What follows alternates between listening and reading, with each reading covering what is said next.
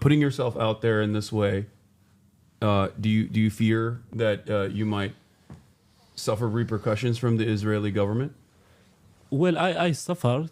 I was physically different times, not just me, but other activists on the ground, like have been subject of physical attacks for holding camera and filming what's going on. My family was different times subject of physical attacks, arrests for me, for my father.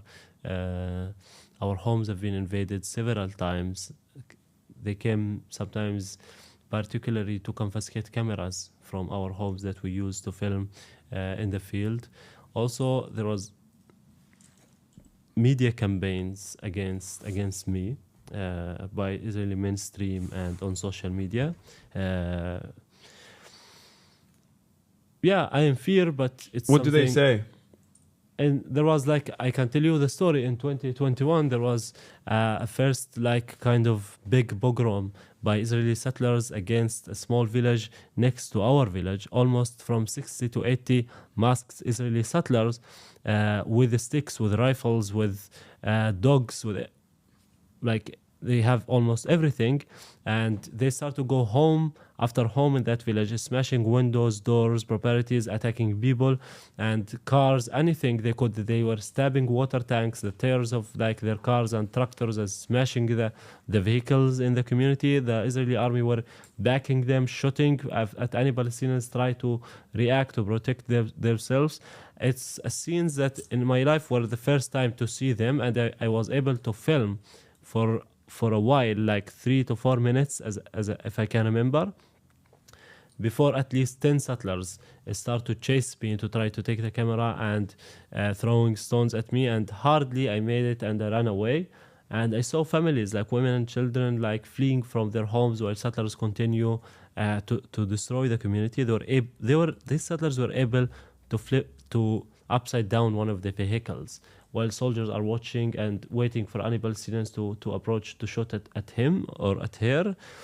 And that was for a 1 hour, almost 1 hour, the attack, before more Palestinians joined and start to call the police. We're calling the police, but they start to arrive, and more forces, and in kind of the situation were calmed, and settlers start to walk back to the outpost after they almost destroyed everything and hit one 3-year-old child with a rock in his head, and he was seriously attacked and transferred to the hospital.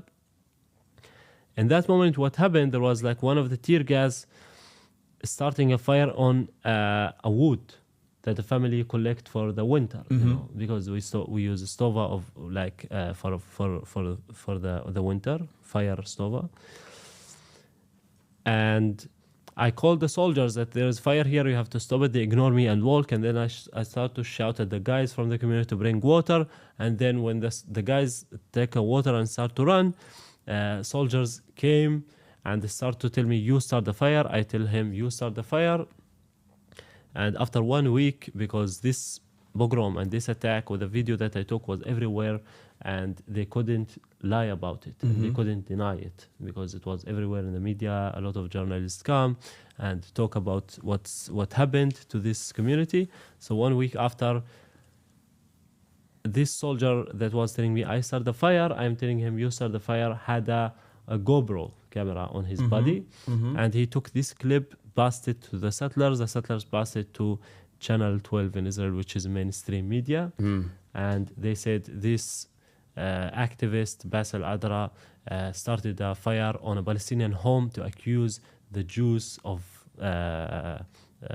when they victimize themselves, they don't mention the Israelis, the Jews, started the fire. And in fact, there was no fire at any home. The fire were like in a wood a place. And this is like made me a subject of virtual attacks by like Israeli journalists and settlers and right wing and all of this. Yeah. Oh no, I can't say how I feel. I can't be as honest as I want to in this moment, but I'm sorry that happened. That's fairly commonplace across the board. Even, I mean, it's nothing in comparison to your experiences, but yes, if you do defend Palestinians and their humanity in any capacity, even in the Western world, regardless of your background. You could be a Christian, you could be Jewish in America, and they will still say you are a terrorist, you love terrorism, even though that is such a ridiculous thing to say in this dynamic, considering that the terror is America and Israel. Israel is the one that's doing the terrorism. Everything that you've described from your own personal experience and everything that we've read about, that humanitarian rights organizations work to unearth and to show to the rest of the world is indeed definitionally true terror.